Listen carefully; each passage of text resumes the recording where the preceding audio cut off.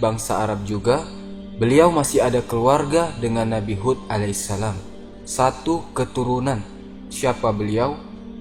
Beliau adalah Nabi Saleh alaihissalam. Kaum Samud, kaumnya Nabi Saleh alaihissalam, dia itu adalah termasuk dari Al-Arab Al-Ba'idah, bangsa Arab yang sekarang sudah tidak ada lagi keturunannya di muka bumi. Ia adalah dari kaum Ad juga, keturunannya kaum Ad. Allah SWT mengatakan dalam Al-Quran, Adanil Ula. Kata Allah SWT, Ad yang pertama itu kaumnya Nabi Hud. Kalau Allah bilang Al-Ula, berarti ada yang kedua, yaitu kaum Samud, kaumnya Nabi Saleh. Adapun kaum Samud, mereka tinggal di tempat namanya Madain. Dia terletak di antara kota Madinah sama Tabuk. Sama kerajaan Saudi ditutup, dipagar, tidak boleh ada orang masuk ke sana karena tempat diturunkannya azab, jadi orang tidak boleh lewat sana. Samud perlu diketahui adalah nisbah ila samad. Kenapa dibilang Samud? Diambil dari kata samad yang artinya wahuwa ma'al kholil, air yang sedikit. Wa kanat hazihil kabilah taskulul hizr. Kabilah ini taskulul hizr, nama tempatnya adalah Hizr. Wahum ashabul hijr. Wahazal hijr mabainal hijazi wa Tabuk. Satu tempat yang ada di antara Hijaz dan Tabuk. Wahuwa taqiban yab'udul anil madinati munawwarah samanina wassalasa sami'a kilo. 380 kilo dari Madinah menuju utara. Tabuk itu ada di utaranya Madinatil Munawwarah. Sebagaimana Allah Subhanahu wa taala firmankan, wazkuru izza'alakum kullafa min ba'di Ad. Mereka itu datang setelah kaumnya Ad, langsung setelah Nabi Hud alaihissalam, tidak lama setelah itu Nabi Saleh alaihissalam. Lalu teman-teman, seperti biasa, tugas seorang Nabi dan Rasul itu berdakwah. Dakwah apa? Dakwah Tauhid, yang mana ini sudah berulang kali terjadi dari zamannya Nabi Nuh alaihissalam, turun ke zamannya Nabi Hud alaihissalam, sekarang di zamannya Nabi Saleh alaihissalam. Skenario yang sama, mereka semua berbuat syirik kepada Allah Subhanahu wa taala. Mereka menduakan Allah, menyembah berhala, memalingkan peribadatan kepada selain Allah Subhanahu wa taala. Sebagaimana firman Allah Subhanahu wa taala, wa taz'aluna rizqakum annakum tukazzibun. Ini rezeki-rezeki yang Allah berikan kepada kalian. Mestinya kalian syukur sama Allah. Tapi bukan kalian syukur, malah kalian membangkang. Tidak mau taat kepada Allah Subhanahu wa taala. Sama Allah diberi kemampuan, diberi anak yang banyak, tapi apakah itu semua nikmat sama kalian itu dibuat untuk membangkang kepada Allah Subhanahu wa taala? Akhirnya Allah utus Saleh alaihissalam kepada kaumnya sendiri, saudaranya sendiri. Wa ila Samud akhahum Salihah. Dan kepada kaum Samud kami utus saudara mereka Saleh. Saudaranya sendiri, keluarganya sendiri, akhirnya diutuslah oleh Allah Subhanahu wa taala Nabi Saleh alaihissalam untuk hanya beribadah kepada Allah Subhanahu wa taala, seperti Nabi Hud dan seperti Nabi Nuh alaihissalam. Dan teman-teman, dari dulu sampai sekarang, pertikaian terbesar di muka bumi itu adalah antara kekufuran dengan iman. Itu pertikaian yang paling besar. Allah Subhanahu wa taala berfirman, wa ila Samud akhahum Shalihan. Kami telah utus Saleh kepada saudaranya kaum Samud, atau kami telah utus kepada kaum Samud saudaranya Saleh. Apa utusannya? Anibudullah faizahum farikhani yuktasimun. Agar kalian menyembah Allah semata, namun mereka terpecah menjadi dua. Farikhani yuktasimun, dua farik. Yaktasimun, farik itu kelompok. Yaktasimun, ribut ini, bertikai dua kelompok. Yang satunya beriman, yang satunya tidak beriman. Tapi yang beriman ini sedikit. Yang beriman ini, yang sedikit ini, sama yang kufur ini, para orang-orang sombong, para pemuka kaumnya Nabi Sallallahu Alaihi Wasallam berkata sama mereka, hei orang-orang rendahan, kita lihat dari dulu orang yang beriman sama Nabi dan Rasul itu orang yang tidak dianggap.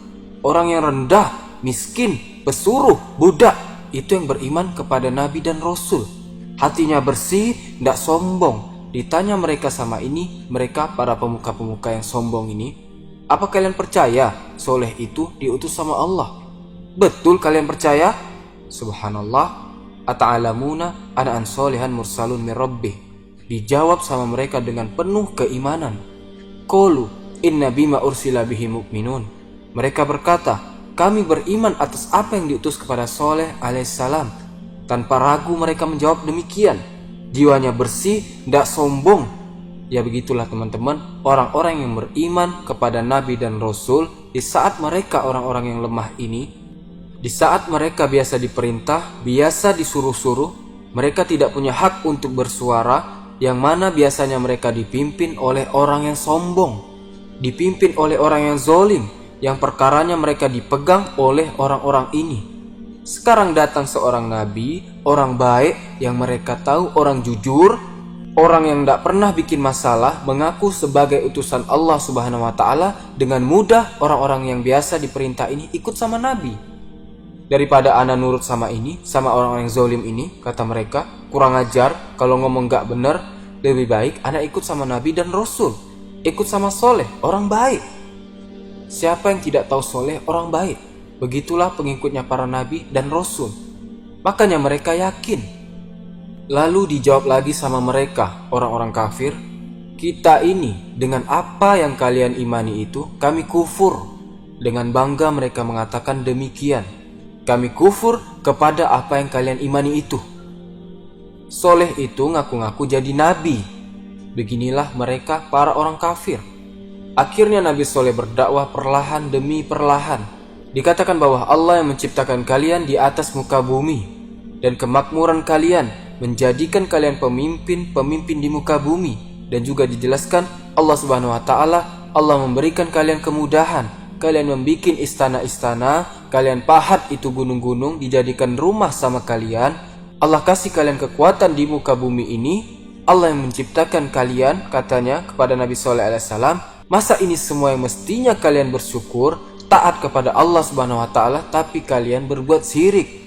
Mestinya kalian syukur, tapi kalian bikin kesyirikan, menyekutukan Allah Subhanahu wa Ta'ala, kufur kepada Allah, tidak mau taat kepada Allah Subhanahu wa Ta'ala. Apakah ini balasannya? Dijawab, pintar ngomong mereka. Ini mau bikin Nabi Soleh itu nyesel. Qalu ya Soleh, qad kunta fina marjuan qabla haza. Wahai Soleh, sebelum kamu berdakwah ini, sungguh kami itu berharap kepadamu ya Soleh. Kamu itu orang pintar di kalangan kita. Kamu itu orang yang terpandang. Kamu itu kami harap menjadi seseorang yang membela kita. Tapi kenapa sekarang kau membelot wahai Soleh? Kami kecewa. Mereka mau bikin Nabi Soleh nyesel berdakwah sama mereka. Seraya mereka mengatakan, atanhana an na'budu ma ya'budu abauna. Kamu yang kami harap selama ini, sekarang kamu mau melarang apa yang bapak kita sembah dulu. Kamu mau melarang kita untuk menyembah apa yang disembah sama bapak-bapak kita, nenek moyang kita. Mereka bilang tidak enak sama nenek moyang. Ini sudah turun-temurun soalnya. Seperti itu mereka. Sama seperti orang kafir, setiap Nabi Soleh berdakwah didebat terus sama mereka, dibantah sama mereka. Didakwahi sama Nabi Soleh alaihissalam dengan uslub dakwah yang luar biasa. Nabi Soleh bilang, awas, hati-hati, Allah kirim azab kepada kalian. Ingatkah kalian bahwa kaum Ad dihabisin sama Allah? Tidak ada sisanya. Kalian sama Allah dijadikan pemimpin, khulafah di muka bumi, pewarisnya kaum Ad.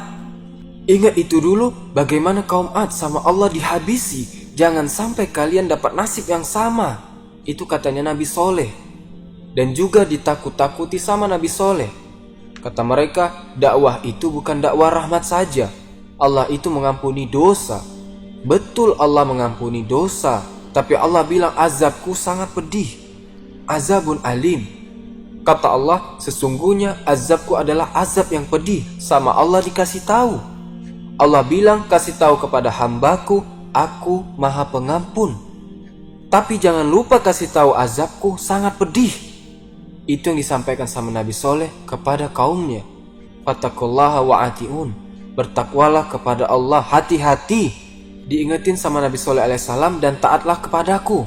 Saya tidak minta uang, tidak minta kedudukan. Beginilah para nabi dan rasul taat sama Allah. ibadah ke Allah, itu saja. Nabi Musa dakwah ke Fir'aun bukan mau guling kerajaan, bukan. Tetap ya kamu Fir'aun jadi raja, tapi sembahlah Allah semata, jangan ngaku jadi Tuhan. Nabi Muhammad berdakwah sama kaum Quraisy, apakah minta kedudukan? Enggak, sembahlah Allah. Ma'as'alukum min ajrin, aku tidak pernah minta uang. Itu yang dikatakan para nabi dan rasul. Lalu yang selanjutnya, biasa seorang nabi dan rasul tidak pas ceritanya kalau belum diganyang sama umatnya, dicoba sama umatnya. Sukriya wal ihtiza dibuat mainan sama kaumnya, dihina. Qalu ya Soleh, qad kunta ta'fina marjuan, qad qabla haza atanhana, ana'budu ma ya'budu aba'una, wa inna la fi syakim ma tad'una ilahi murib.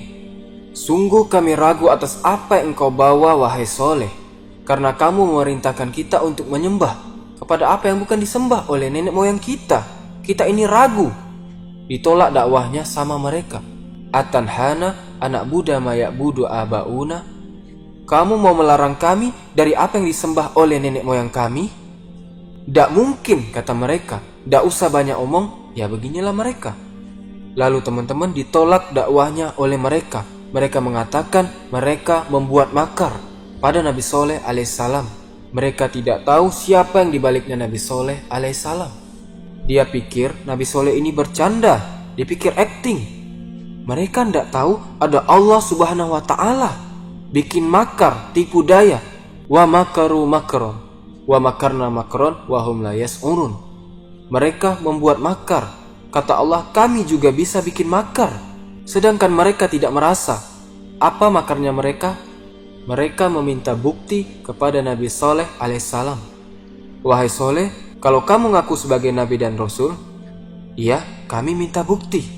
Kata Nabi Soleh, bukti apa yang kalian mau? Yang mana ini kisahnya diceritakan di Israiliyat. Mereka minta unta betina yang baru punya anak, yang anaknya nempel terus di belakangnya. Itu yang mereka minta. Katanya, ya Soleh, ini di tengah kota kita ada batu besar. Batu ini tidak ada gunanya. Gimana kalau kamu keluarkan unta yang baru melahirkan dan anaknya yang kecil dari batu ini? Katanya Nabi Soleh, apakah kalau ana bisa keluarkan unta dari batu ini, kalian mau beriman? Iya, kami beriman. Baik, dikisahkan Nabi Soleh sholat 2 rakaat, berdoa kepada Allah subhanahu wa ta'ala. Baru selesai sholat, pecah itu batu yang sangat besar ini, keluar unta. Dan tak lama dari itu ngekor anaknya di belakang unta betina itu. Mana ada unta keluar dari batu, sama anaknya lagi. Anaknya baru lahir lagi, sesuai yang mereka minta. Mereka lihat itu teman-teman. Mereka saksikan di depan matanya sendiri. Ayo beriman, kata Nabi Soleh. Sebagian orang-orang kecil beriman. Tapi yang besar-besar ini, yang minta bukti-bukti ini, tidak mau beriman. Apa katanya mereka? Ini sihir. Ya, ini sihir. Soleh bikin sihir, mencoba mengelabui kita. Kemudian teman-teman, unta ini sudah keluar sekarang. Diingetin mereka sama Nabi Soleh alaihissalam, hazihi naqatullahi lakum ayah. Ini unta Allah subhanahu wa ta'ala, tanda-tanda untuk kalian, bukti untuk kalian. Fazaruha ta'kul fi ardillah. Biarkan dia makan dari bumi Allah subhanahu wa ta'ala. Wala tamassuha bisu'in fayakhuzakum azabun alim. Jangan kalian ganggu, jangan kalian goda ini unta dengan kejelekan, disakiti atau dibunuh. Fayakhuzakum azabun alim. Sungguh akan datang kepada kalian azab yang sangat pedih jika kalian ganggu unta ini. Laha sirbun walakum sirbu yaumin ma'lum. Dikatakan untanya ini dari saking besarnya, an-naqa al-azimah, besar. Dulu mereka itu kaum Samud minum di satu sumur. Semenjak ada unta ini, katanya Nabi Soleh, kalian minum di sumur itu 1 hari, 1 hari setelahnya untanya yang minum.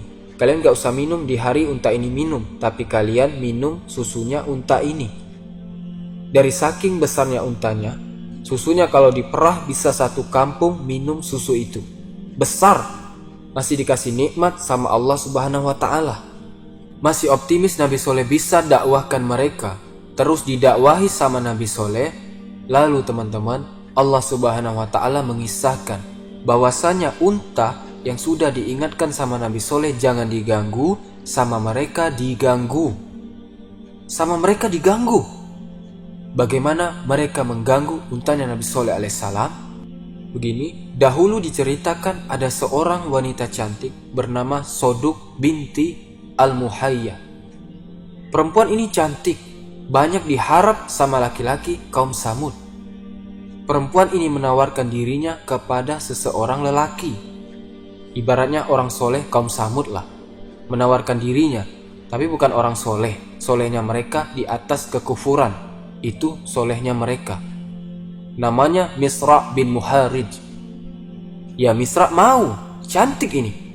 Kalau kamu mau sama aku, kata yang perempuan, bunuh untanya Saleh. Maharnya kamu bunuh untanya Soleh.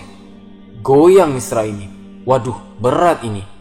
Mau deket-deket sama untanya Nabi Soleh, mikir. Sudah diancam sama Nabi Soleh, tapi ana bisa dapat perempuan.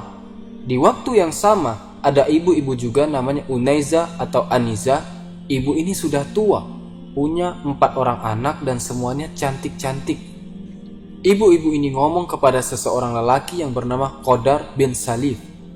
Katanya ibu-ibu ini, ya Qadar, kalau kamu bisa bunuh untanya Saleh, kamu pilih di antara 4 anak saya ini, mana yang kamu mau silahkan ambil. Oh, goyang juga Qadar ini. Waduh, kemudian bertemulah di satu titik Misra sama Qadar. Kalau cuma berdua, waduh, ndak enak kita. Nabi Soleh ini teman-teman tidak seperti nabi-nabi yang lain. Nabi Soleh ini mungkin sama seperti Nabi Muhammad SAW, punya kedudukan tinggi. Kastanya itu tinggi di kalangan kaum Samud. Jadi kaum Samud itu takut sama Nabi Soleh. Bukan orang sembarangan Nabi Soleh di antara mereka. Orang petinggi-petinggi. Masa kita berdua mau ngelawan Soleh? Jangan. Kemudian dicari lagi sama mereka 7 orang teman-teman, buat bunuh untanya Nabi Soleh. Dikumpulkanlah. Akhirnya terkumpullah 9 orang. Sebagaimana firman Allah Subhanahu wa taala, wa kana fil madinati tis'atu rahtin yufsiduna fil ardi wala yuslihun. Dahulu di tempatnya mereka ada 9 orang laki-laki yang merusak di muka bumi. Ya, ini maksudnya Qadar bin Salif sama Misra dan ditambah 7 orang lagi teman-temannya. 7 orang ini juga belum berani mau mengeksekusi untanya Nabi Saleh. Mereka kumpulkan semua kaum Samud yang kufur kepada Nabi Saleh, yang tidak satu jalan sama Nabi Saleh, dikumpulkan sama mereka. Perempuan, laki-laki, anak kecil, ibu-ibu, semua sama mereka dikumpulin. Mereka ngomong, gimana? Kita ini 7 orang mau bunuh untanya Nabi Soleh. Setuju ndak? Setuju. Baik, sudah setuju ya. Jadi besok kalau ada apa-apa, ya ini kita semua yang membunuh. Bukan kita bertujuh aja. Makanya Allah mengatakan, fa'aqoruha, sama mereka dibunuh. Aqoru, jamak, banyak. Kenapa? Katanya ahli tafsir, karena mereka semua sepakat mau membunuh untanya Nabi Saleh. Maju mereka, salah satunya memanah dari jauh, dihantam kaki untanya, tersungkur untanya, jatuh. Karena besar untanya, jadi tidak ada yang berani nyerang dari dekat. Karena kalau orang deket-deket sembarangan ditendang bisa mati. Dari jauh dipanah, kena kakinya, tersungkur untanya, jatuh. Dihantam sama yang satu lagi, akhirnya mati untanya Nabi Saleh alaihissalam. Apa yang terjadi teman-teman? Lalu Nabi Soleh alaihissalam mengatakan kepada mereka, yang mana ini difirmankan oleh Allah Subhanahu wa taala, fa'aqaruna qata wa atu an'am li rabbihim. Mereka membunuh untanya Nabi Saleh dan mereka membangkang atas perkaranya Allah Subhanahu wa taala. Wa qalu ya Soleh, kata Nabi Soleh, ana bilang jangan kalian bunuh ini unta, fayakhuzakum azabun alim. Kalian bisa diazab sama Allah. Terus mereka bilang kepada Nabi Soleh, ya Soleh, itina bima ta'iduna in kunta minal mursalin. Ya Soleh, sekarang untanya sudah mati. Terus kamu mau apa? Datangkan sini yang kamu janjikan kalau kamu memang Rasul. Memang kamu diutus oleh Allah, kamu Nabi, datangkan yang kamu bilang itu. Datangkan azab itu. Diancam Nabi Soleh. Salasata ayam zalika wa'dun khairu makzub. Kata Nabi Soleh, kami kasih waktu 3 hari. dan ini janji yang tidak dapat didustakan. Waktu dibunuhnya unta itu terjadi pada hari Rabu. Saat Nabi Soleh mengatakan kepada mereka, kalian diberi waktu 3 hari, mereka pikir, waduh, bahaya nih. Kita bunuh saja sekalian Soleh. Untanya sudah dihabiskan, sekarang Nabi Solehnya mau dihabiskan juga. Akhirnya 9 orang ini naik ke atas bukit, mata-matai rumahnya Nabi Soleh. Lanubayyitannahu, kata mereka, kami mau datangi malam-malam. Akan kami habisi satu-satu Soleh sama keluarganya semua. Kalau siang-siang bahaya, kami bisa diserang sama kabilahnya Soleh. Nabi Soleh punya kabilah yang menjaga dia. Mereka tidak berani. Takut ribut antara kabilah nantinya, gara-gara 9 orang ini. Jadi malam-malam aja, sehingga kalau mereka ditanya siapa yang bunuh Soleh, tidak tahu, tidak kelihatan. Matinya malam, gelap gulita, siapa yang bisa lihat? Lalu mereka naik ke atas bukit untuk mata-matai Nabi Soleh, sampai kalau Nabi Soleh sudah masuk ke rumahnya, mereka mau masuk ke rumahnya Nabi Soleh diam-diam dan dibunuh satu-satu. Tapi kuasa Allah Subhanahu wa taala, wa yamkurun, kata Allah, wa yamkurullah wallahu khairul makirin. Mereka bisa buat makar, bikin makar, silahkan bikin makar. Wa yamkurullah, tapi Allah bisa bikin makar yang lebih hebat dari mereka. Wallahu khairul makirin. Allah itu sebaik-baiknya pembikin makar. Lalu apa yang terjadi? 9 orang ini oleh Allah dijatuhkan batu dari bukit itu. Dijatuhkan ke 9 orang ini. Habis 9 orang ini mati. Tidak terdengar kemana kabarnya mereka. Baru niat mau bunuh Nabi Soleh, dijatuhkan batu besar dari atas gunung, mati semua. 9-9-nya hilang ceritanya, 9 orang ini sudah. Adapun kaumnya, apa yang terjadi? Allah Subhanahu wa taala memberi waktu mereka 3 hari. Pada hari Kamis muka mereka semuanya menguning. Pada hari Jumat besoknya mukanya memerah. Dan pada hari Sabtu mukanya menghitam. Malam minggunya mereka menunggu seolah-olah mereka sudah pakai kain kafannya masing-masing. Dikasih waktu 3 kali 24 jam. Wa'dun khairu makzub, janji yang tidak bohong. Apa yang terjadi? Besoknya hari Minggu, fadamdama alaihim rabbuhum bizambihim. Hari Minggu pagi, saat matahari sudah naik, sudah menerangi bumi, Allah kirimkan soihatan, jeritan halilintar dari atas langit, yang bikin mereka itu terangkat semua nyawanya sekaligus tanpa tersisa. Inna arsalna alaihim soihatan fakanu khasimil muhtazir. Mereka menjadi seperti hasil panen yang sudah kering. Tahu kan? Padi itu kalau sudah kering, sudah dipukul, keluar berasnya, dibuang. Nah, yang dibuang itu seperti itu warnanya. Jasad-jasad bergelimpangan tanpa ada nyawa, dihancurkan sama Allah dengan halilintar dari atas langit. Sekali jeritan dari langit yang mencabut semua nyawa mereka habis, tidak ada sisanya. Anak kecil, perempuan, laki-laki, ibu-ibu, orang tua, semuanya habis. Kecuali yang beriman kepada Nabi Soleh alaihissalam. Makanya mereka dikatakan Al-Arabul Ba'idah, orang Arab yang sudah habis dari muka bumi karena tidak disisakan sama Allah. Habis semua. Setelah kejadian tersebut teman-teman, didatangin sama Nabi Soleh. Nabi Soleh mendatangi kaumnya ini yang sudah jadi jasad-jasad tanpa ruh, jadi bangkai. Dilihat sama Nabi Soleh dengan hati yang sedih. Ini saudaranya, kaumnya sendiri, dihabiskan semua sama Allah Subhanahu wa taala. Ya qaumi, ini Nabi Soleh ngomong sama jasad-jasad mereka. Laqad ablaghatukum risalata rabbi, telah aku sampaikan kepada kalian surat dari Allah, kabar dari Allah Subhanahu wa taala. Wa nasatu lakum, sudah berkali-kali aku nasihati kalian. Walakila tuhibbunan nasihin, tapi kalian tidak senang sama orang-orang yang menasihati. Kalau dinasihati tidak mau. Ana sudah sampaikan sama kalian siang malam berdakwah, menasihati kalian. Dibilang jangan ganggu ini unta, kalian ganggu. Disuruh beribadah sama Allah, kalian tidak mau. Kalian tidak senang sama orang yang menasehati. Dengan penuh sedih dikatakan sama Nabi Soleh. maka habislah teman-teman sekalian kaum Samud. Hitungan detik hancur, habis semuanya, tidak tersisa. Allah itu maha bisa. Makanya kita ini jangan memerangi Allah. Jangan kita ini membangkang. Kalau ada saudara kita yang membangkang, kasih tahu. Hati-hati, siapa yang kamu hadapi? Allah Subhanahu wa Ta'ala. Itulah kisah dari Nabi Saleh dan kaum Samud. Subhanakallahumma wa bihamdika asyhadu an la ilaha illa anta astaghfiruka wa atubu ilaik. Wallahu ta'ala a'lam wa sallallahu ala nabiyyina Muhammad wa ala alihi wasallam. Assalamualaikum warahmatullahi wabarakatuh.